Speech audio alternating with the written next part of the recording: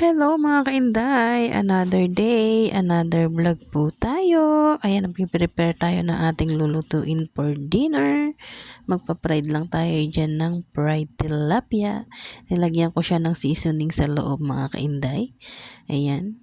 At syempre, magpapainit na tayo dyan ng oil sa ating pan at ilalagay na natin ang ating mga pangmalakasang tilapia. Ayan, tatlo lang yung ating pipirituhin mga kainday. At gagawin natin yung crunchy. Kasi wala na tayong maisip na ilulutong ulam. Kaya fried tilapia na ulit muna tayo. At siyempre masarap naman din yan mga kainday. Hindi nakakasawa. Kaya okay na yan sa ating simpleng hapunan. Ayan. Luluto na natin yung kabila ng ating tilapia para maging crunchy siya.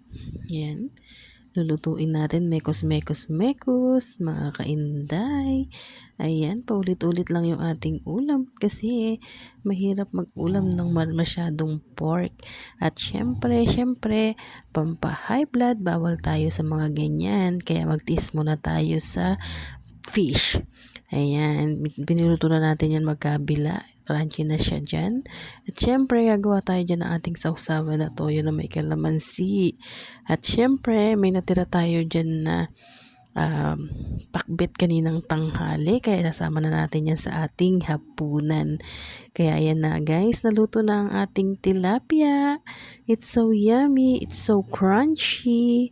Ayan ang ating pakbet. Sasama na natin yan. Thank you for watching. Maraming salamat sa suporta. Bye-bye!